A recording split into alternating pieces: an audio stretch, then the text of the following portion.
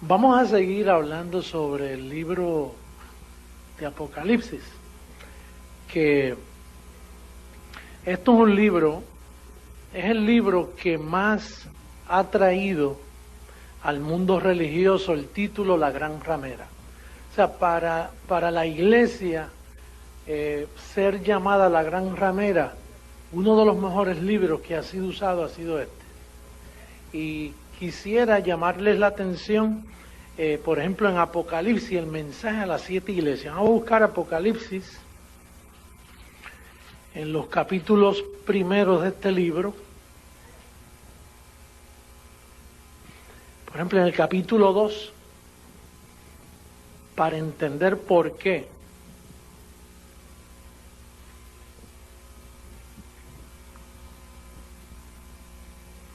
Son 7 iglesias que Juan le habló. Por ejemplo, Efeso es una iglesia donde Pablo llevó el evangelio. Esmirna, Pérgamo, Tiatira, Sardis, Filadelfia y la Odisea. A la última, la Odisea, le dice: muy pronto quisiera verlos para consolarlos, porque el apóstol Juan le había predicado, y este es el espíritu, juzguen ustedes mismos. Esto es una crítica bien constructiva, que cualquiera que ame la escritura y que ame la verdad, pues se da cuenta. Por ejemplo, ustedes pueden ver en el capítulo 2, verso 7, ¿cómo dice? El que tiene oído, oiga lo que el Espíritu dice a las iglesias. Al que venciere, le daré a comer del árbol de la vida. Sí, cuando Juan dice al que venciere, implica que tú tienes que esforzarte. Y entonces, en el verso 17 de ese mismo capítulo, Apocalipsis capítulo 2, verso 17, ¿cómo le dice a esta otra iglesia? El que tiene oído, oiga lo que el Espíritu dice a las iglesias. Al que venciere, daré a comer del maná escondido. Acá es del árbol de la vida, ahora dice del maná escondido. En el verso 26, a otra iglesia, a Tiatira, mira lo que le dice. Al que venciere y guardare mis obras. ¿Te das cuenta que es un mensaje de obras, no de gracia? Hasta el fin yo le daré autoridad sobre las naciones. En el capítulo 3, en el verso 5, ¿cómo dice? El que venciere será vestido de vestiduras blancas, hablando de santidad.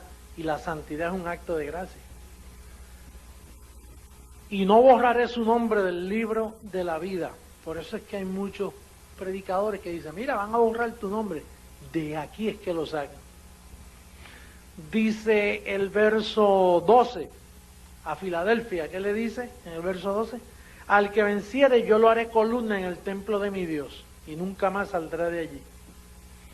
En el verso 21, a la Odisea, que fue a los que Pablo quiso ir a consolar, dice: al que venciere le daré que se siente conmigo en mi trono, así como yo he vencido, y me he sentado con mi Padre en su trono.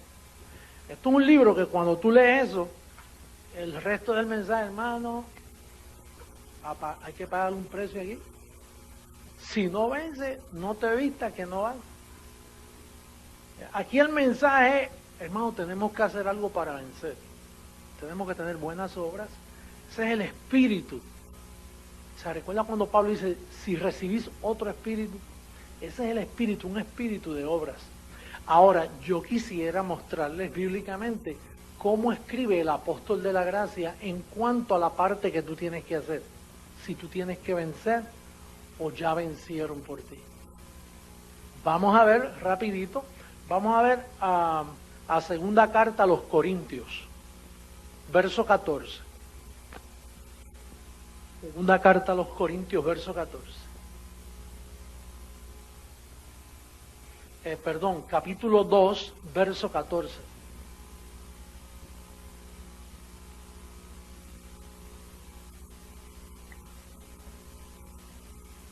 Los que no tengan Biblia pueden mirar a la pizarra electrónica. Dice: mas a Dios gracias, el cual nos lleva siempre en triunfo en Cristo Jesús. ¿Quién te lleva? Dios te lleva. Ahora mira lo que dice el verso 5 del capítulo 3. ¿Qué dice? Dice, no que seamos competentes por nosotros mismos para pensar algo como de nosotros mismos, sino que nuestra competencia proviene ¿de dónde? ¿Te das cuenta la diferencia de ese espíritu? Que allá Juan presenta el que venciere, yo le daré a comer, yo lo pondré, pero tienes que vencer hasta el fin. Tus obras tienen que ser fieles hasta el fin. Entonces acá Juan dice, gracias a Dios que siempre me lleva en triunfo. No para pensarlo como de nosotros mismos, sino que nuestra competencia viene de Dios. Estamos aquí descubriendo tú y yo el espíritu del ramerismo religioso mundialmente. Porque es que la gente no hace diferencia de Pablo y los demás apóstoles. La gente piensa que como esto está escrito todo junto aquí, ellos dicen, pues todos son de Dios. Y de hecho todos son de Dios. Uno para mostrar lo que tienes que cuidarte y otro para mostrar cómo salvarte del enredo del ramerismo religioso. Y eso tenemos que decirlo, mira, por el internet al mundo entero, a todos los curas, monjas, sacerdotes, pentecostales, grupos cristianos de todos los lugares que me están viendo a través del internet. Tienes que discernir, bendecido. Si tú no discernes estos dos espíritus, entonces vas a caer en obras. Y cuando caes en obra, entonces viene la competencia. Entonces hay que competir. Mira, ¿cuántas veces tú te congregas al mes? No, yo últimamente no he podido. Tú estás mal, tú no vas a llegar hasta el fin. Y ahí es donde comienza la competencia. Aquí, en esta iglesia, nunca se pregunta cuántas veces tú vienes, o cuántas veces tú has orado, o qué tiempo has orado. ¿Sabes por qué? Porque Él siempre te lleva en triunfo. Y la competencia no es tuya, es de Dios en tu vida. Y eso es otro espíritu. Y con ese espíritu es que nosotros estamos luchando por todas partes del mundo. En todo Miami la lucha es esa. La razón que nosotros somos un grupo único es porque los demás grupos cristianos no ven esa competencia que ellos llevan entre ellos, pero que nosotros nos ven relajados.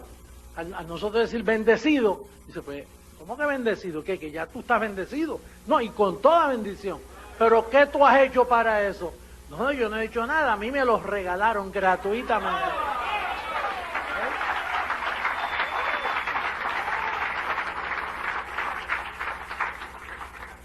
Entonces es importante ese espíritu, porque con eso es que estamos luchando a nivel mundial. Si tú no entiendes eso, pues tú llegas aquí y dices, mire, ese pastor no cree en Apocalipsis. No es que no creamos, es que lo entendemos. Y sabemos dividir una cosa de la otra para notar los espíritus que hay ahí. Porque tú tienes y debes entender que Juan era del evangelio de la circuncisión, de la ley. Y Pablo era el de la incircuncisión, y esos son dos evangelios diferentes. Una vez tú entiendes eso, tú vas a hacer una gran diferencia en cuanto al espíritu que hay en la profecía. Porque tú puedes pensar que cualquier iglesia es buena. Y vas y te sientas en esa iglesia y tú dices, bueno, mira, aquí se canta bonito y hacen muchas cosas bonitas, pero no es el mismo espíritu. Y debemos discernir. Una vez tú discernes esto, tú ya sabes lo que vas a leer y lo que vas a recibir y lo que vas a predicar. Ahora, el tema de hoy no es ese, el tema de hoy es nuevos cielos. Pero si no te digo esto antes, no vas a entender por qué voy a aplicar los versos que voy a leer prontito, ¿no? Vamos a buscar Apocalipsis, que es el libro donde hemos estado hablando últimamente.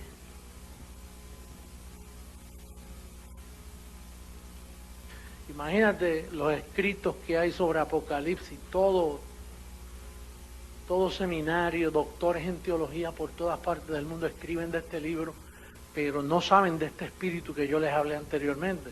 Entonces cuando lo leen caen enredados en terminologías. Por ejemplo, capítulo 21, verso 1. Vamos enseguida al asunto.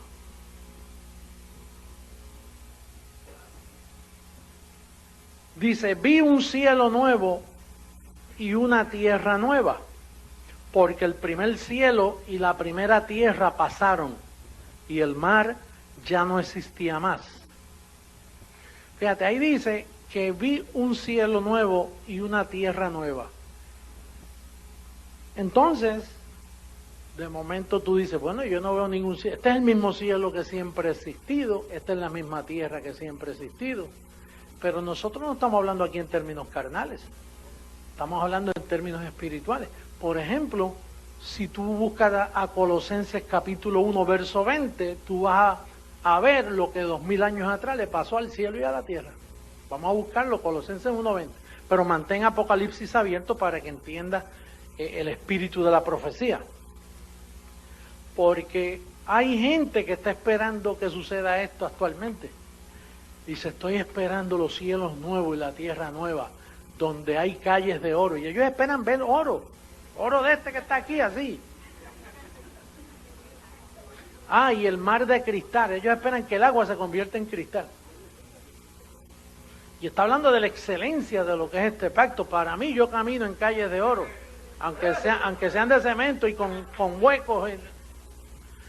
Mira lo que dice Colosenses, mantén y toma nota de esto, porque si tú le alumbras los ojos del entendimiento a uno que está en el ramerismo religioso, lo vas a ayudar mucho. ¿Y quién no está en el ramerismo religioso fuera de este ministerio? Todo el mundo. Así que estamos hablando de los llamados cristianos que están en ese espíritu. Mira el verso 20 del capítulo 1 del libro a los Colosenses. Dice, y por medio de él reconciliar consigo, ¿cuántas cosas? ¿Quedará alguna por reconciliar? Quiere decir que nosotros no estamos esperando nada nuevo con los cielos y con la tierra. Dice, así las que están en la tierra como las que están en los cielos, haciendo la paz mediante la sangre de su cruz. Quiere decir que el cielo y la tierra fue reconciliado. ¿Y qué es reconciliar? Unir, traer paz. Yo no estoy esperando cambio, yo sí estoy esperando cambio en mi cuerpo físico. Pero el cielo, Dios no va a cambiar esos cielos nuevos. Si esos bastan, ¿para qué tú quieres cielos nuevos? Y tierra nueva, ¿para qué tú quieres tierra nueva? Si la que hay todavía da buen fruto, si es buen terreno, tú le eches agua y te nace lo que... Vamos a pensar un poquito. Porque es que los grupos religiosos actualmente están esperando que la tierra va a cambiar hasta de color. Y va a ser una tierra especial y el cielo, habrán diamantes, así como las películas estas de Disney World, que ven muchos diamantitos así. ¿Sabes? Son unos cristianos tremendos. Y dice, no. Y entonces dice, y caminaremos en calles de oro. Sin embargo, ellos esperan oro allá y ven un poquito de oro en un día dice, eso es del diablo.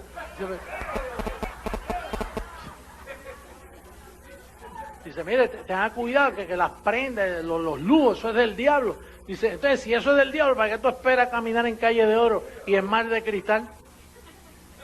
Entonces aquello será más del diablo que nada. Dicen que Jesucristo aparece con un cinto de oro así en el pecho. Si a mí me critican por un anillo, ven a Jesucristo con un cinto de oro y...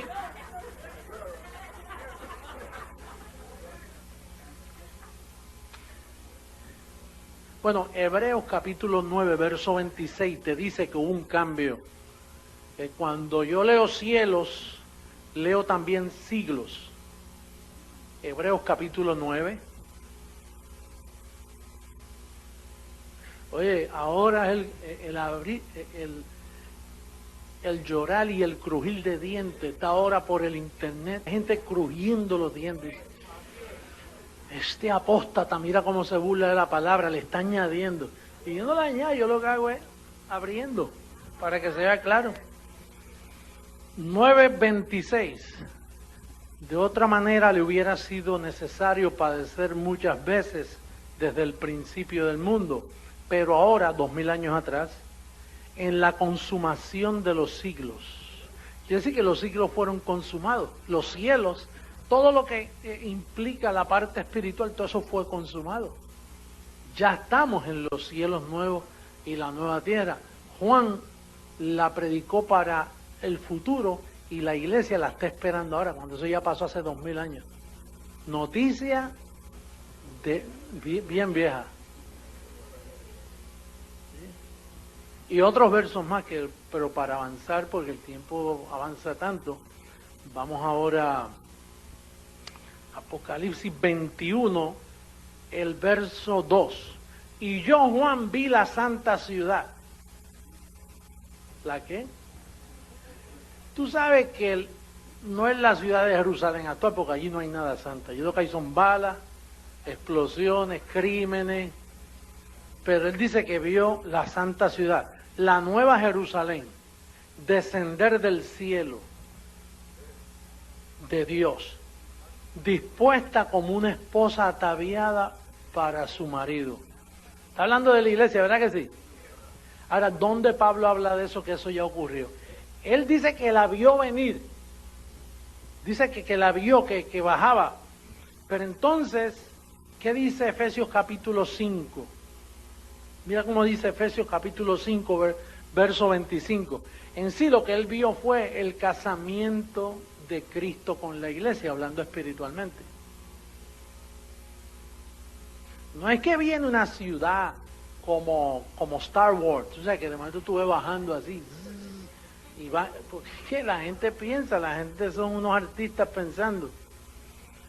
Efesios capítulo 5, en el verso 25, maridos, amad a vuestras mujeres, así como Cristo amó a la iglesia y se entregó a sí mismo por ella, para santificarla, habiéndola purificado en el lavamiento del agua por la palabra, a fin de presentársela a sí mismo como una iglesia gloriosa, que no tuviese mancha ni arruga, ni cosas semejantes, sino que fuese santa y sin mancha.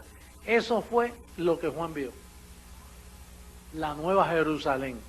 Pues seguro Nueva Jerusalén, porque ahora Dios la ve, hablando espiritualmente, ve a la iglesia. ¿Cómo estás tú? Con una sola ofrenda, ¿qué te pasó a ti? Perfecto para siempre. Volvemos a Apocalipsis 21. Este libro tenemos que desmantelarlo hasta entenderlo. En el verso 3, y oí una gran voz del cielo que decía, he aquí el tabernáculo de Dios con los hombres, y Él morará con ellos. Eso fue lo que leyó Rafa ahora. Y ellos serán su pueblo, y Dios mismo estará con ellos como su Dios. En primera carta a los Corintios, no tenemos que buscarlo, pero dice, en el capítulo 6, verso 17, dice, el que se une al Señor, un espíritu es con Él. O sea que Él mismo estará con ellos al unirse al Señor.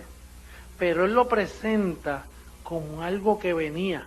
Por eso es que los cristianos hoy se sienten como se sienten desamparados. Hoy yo estaba oyendo un programa mientras viajaba por aquí por Miami y puse un programa y usted viera a la gente llamando con lo que cuenta el Señor, imagínate.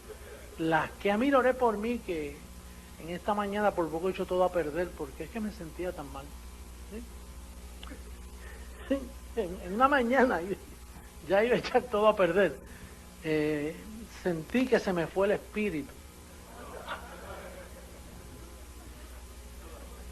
Inmediatamente, para que no hable mal, el programador dice, Padre, yo recibo que tu hija ora suficiente para que el espíritu se le vaya. Tantas cosas que se dicen por la radio los que están en el ramerismo religioso, que todos esos programas cristianos que usted oye en Miami, todo eso es ramera. Eso es ramerismo. Tenga cuidado con lo que escucha. Mire, yo estaba en El Salvador y prendí el televisor y vi a un hombre allá que se opuso mucho a nosotros, que está en el judaísmo. Entonces, aquí en Broward hay un grupo de cristianos judíos, los mesiánicos, y el maestro es un hombre muy dotado, muy entendido, y sabe hablar con mucha amabilidad. Y entonces él dijo, hermano, usted sabe que hay gente que han pensado, porque lo de él es guardar la ley. Dice, pero tú sabes que muchos cristianos piensan que nosotros los mesiánicos dependemos de las obras de la ley para ser salvos. No, nosotros somos salvos por gracia. Y yo dije, ok, explícame, que estaba ahí tomando nota. Estaba en el hotel antes de ir a predicar. Y él dice, mire, cuando Pablo dice los que están bajo la ley, no está hablando de el Torá en la forma con que Dios lo pretendió. Está hablando gente que eran legalistas en aquellos tiempos y se colocaban bajo ley. Y entonces dice, cuando Dios dice los que dependen de las obras de la ley, eso es otro término. Nosotros no dependemos de las obras de la ley, nosotros dependemos de la gracia de Dios. Y un débil en la fe, cualquiera que escuchara, era un ramerí, esto es una ramera bien vestida, bien, ¿sabes? Que parece una dama, tú sabes. Un espíritu más fino. Y entonces siguió así, dando ejemplo de que, hermano, el Torá es el corazón de Dios. El Torá es ¿qué? La ley. Si eso fue un pacto añadido. Dice, no, Dios quiere que tú guardes la ley. Y entonces yo me puse a hablar con él en la misma habitación de, ok, y dime qué quiere decir que los que hemos recibido a Cristo estamos muertos a la ley. ¿A cuál ley? Sea malentendida o bien entendida o al Torá, el que esté en Cristo está muerto a la ley, a la buena, a la mala, a la malentendida, a la que sea. Los grupos mesiánicos funcionan así. Y los que se dedican a estudiar la ley te la presentan aún con mucho más detalle, más sabiamente. Y si tú estás débil y no estás bien cimentado en gracia, tú dices, mira, yo pensé que la ley había que dejarla. Claro, Romanos 10:4 dice que el fin de la ley es Cristo. ¿Cuál ley? La buena, la mala, la malentendida, la malenseñada. Bueno, el otro verso dice, verso 4, enjugará Dios toda lágrima de los ojos de ellos y ya no habrá muerte. Pero nosotros nos morimos. Pero ¿en qué términos habla el Señor? No habrá muerte. Mira lo que dice Romanos capítulo 8, verso 3. Rapidito. Romanos capítulo 8, verso 3. Libro a Roma. Oye, si Juan hubiera entendido a Pablo, se hubiera actualizado en aquellos tiempos y se quedó 2000 años esperando esto. Romanos capítulo 8, verso 3. Él allá en Apocalipsis dice, y en aquel tiempo no habrá más muerte. Ahora, ¿qué le pasó a la muerte? Mira lo que dice el verso 3. El verso 2, perdón. Porque la ley del Espíritu de vida en Cristo Jesús me ha librado de la ley del pecado y de qué. Nosotros fuimos liberados de la muerte hace 2000 años. Y Él presenta esto y en aquel tiempo no habrá más muerte. Porque usted sabe que Juan dice que hay pecado de muerte. Hay pecado que yo no pido que se ore porque es pecado de muerte. En otras palabras, cristianos que llegan a un estado de libertinaje, que pecan y mueren espiritualmente. Él pensaba eso. Y por eso es que él dice, no habrá más muerte. Pero un cristiano lo que puede hacer es partir del cuerpo antes de tiempo, pero él ya no puede morir, porque ya él con una sola ofrenda quedó perfecto para siempre. ¿Estamos claros? Apocalipsis capítulo 21 de nuevo. Dice el verso 6, y me dijo, hecho está, yo soy el alfa y el omega, el principio y el fin. Al que tuviere sed, yo le daré gratuitamente de la fuente del agua de la vida. Romanos 3:24 dice que gratuitamente nos justificó. Pero él dice que le darás agua gratuita. No hay necesidad si ya estamos justificados. El verso 7 dice, el que venciere heredará todas las cosas y yo seré su Dios y él será mi hijo. Pero los cobardes, incrédulos, los abominables y homicidas, los fornicarios y hechiceros, los idólatras y todos los mentirosos tendrán su parte en el lago que arde con fuego y azufre, que es la muerte segunda. Él no conoce que cuando una persona que no es predestinada muere, muere como un perro. No hay más memoria de él. Cuando un perrito se muere, tú lo entierras y ahí terminó. Tú no haces misa para que el alma del perro vaya al purgatorio. Terminó ahí todo. Un hijo de perdición no va para ninguna parte, pero ¿por qué existe esta controversia? Esta controversia existe. Vamos a buscar Apocalipsis 1 para entender por qué este libro ha causado tanta confusión en el mundo entero. Capítulo 1, verso 1.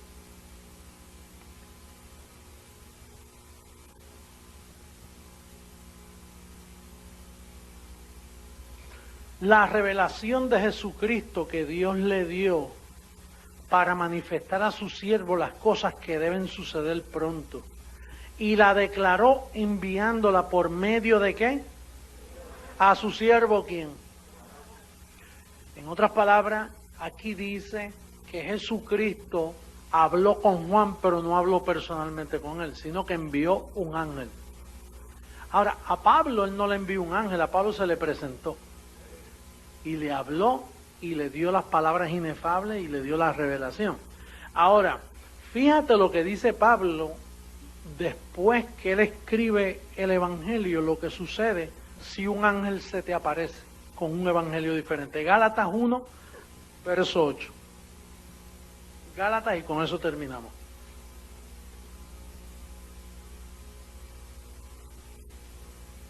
Estas son las herramientas. Este es el workshop, la herramienta que tú necesitas para defenderte de los rameros, para que te defiendas de la teología que hay por todas partes. Verso 8, ¿qué dice? Mas si aún nosotros, ¿ok? Un ángel del cielo os anunciare otro evangelio diferente del que os hemos anunciado, sea anatema. ¿Y quién le habló a Juan? No fue Jesucristo. Él dice, no, Jesucristo me envió su ángel a comunicar conmigo. Jesucristo no tiene que estar enviando ángeles. Jesucristo envió ángeles a Moisés, porque como la ley fue añadida, para la ley, como no era el corazón de Dios, y fue un pacto que iba a terminar, él envió un ángel. Pero para lo que iba a ser eterno y permanecería para siempre, él no va a enviar un ángel. Y yo, esto es materia personal mía. Llama a Pablo y lo sube al tercer cielo. Y dice, mira Pablo, escribe así, así, así. Y les revela las 14 epístolas. Pero lo de Juan, la razón que hay tanta confusión en este libro de Apocalipsis, es porque un ángel le comunicó todo esto. ¿Y en quién tú vas a confiar? ¿En el apóstol Pablo o en Juan? Juan estaba en un espíritu de turbación y estaba viendo calles de oro y estaba viendo bajar una ciudad que tenía medidas, una ciudad que tenía tantos codos de largo y tantos codos, parecía un ingeniero, miren una ciudad que bajaba del cielo, que solo cabían unos cuantos, y por lo tanto este libro no es un libro confiable. Esto es un libro que Dios lo puso ahí para confundir al mundo religioso en lo que llegaba a la final trompeta.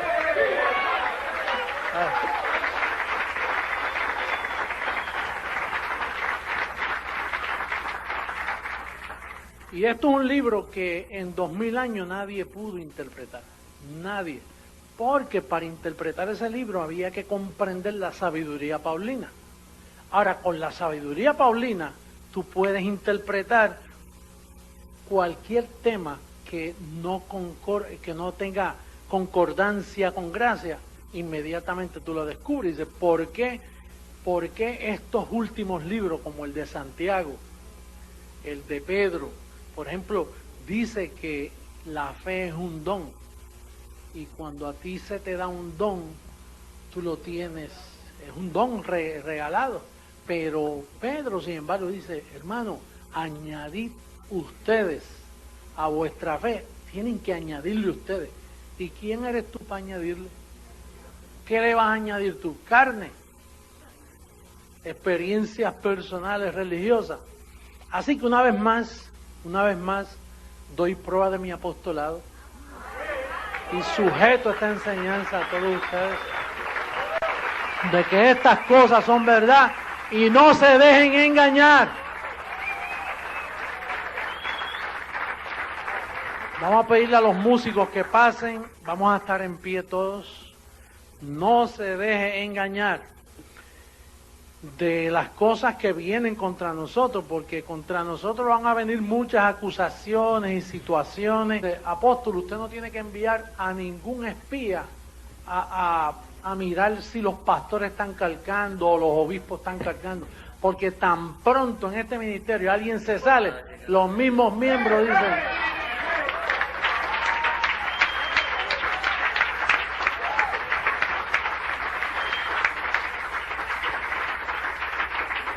yo doy gracias a Dios por esos hermanos celosos que tenemos por todas partes. Que no es que, digo, hay que hacerlo con proceder, pero cuando usted ve que un pastor se sale en línea de este espíritu, es increíble, apóstol, usted no tiene ni que estar allí. Y todas las iglesias están protegidas porque la amada ha sido educada. Y damos gracias a Dios por el internet, porque por el internet, fíjate, y entonces ¿qué sucede? Que cuando viene un pastor de estos que tienen cierto vientre, que quieren ganarse la congregación para ellos, y empiezan con sus cosas y sus chistes y sus manipuleos, inmediatamente la amada dice: esto no es así. Mire, aquí este calqueo dura 30 minutos, y tenemos gente por allá que coge esto y lo estira 1 hora y media. Pero si esto dura media hora aquí, ¿por qué tiene que durar 1 hora y media en otro lado?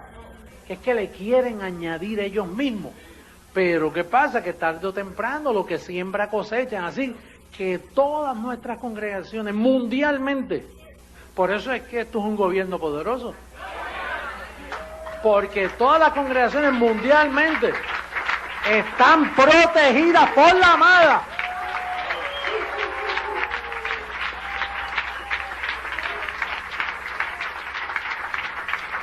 Mire, no hay un detallito que haya pasado que a mí no me llegue, porque siempre hay hermanos celosos que tienen el cuidado y me escriben, me envían notitas: apóstoles, este detallito y este detallito, queremos saber si esto está bien con lo que usted enseña. Entonces yo me quedo callado porque yo no soy quien para estar destapando. Aquí quien destapa es la amada. La iglesia es el filtro de Dios. La iglesia es el tribunal, y todo obispo, pastor, llame como se llame, que se salga aquí engañando a la amada o por manipular a la amada, Dios lo va a destapar, perdóname, y lo va a destruir. Van a venir a pobreza, porque aquí no se puede jugar con la amada.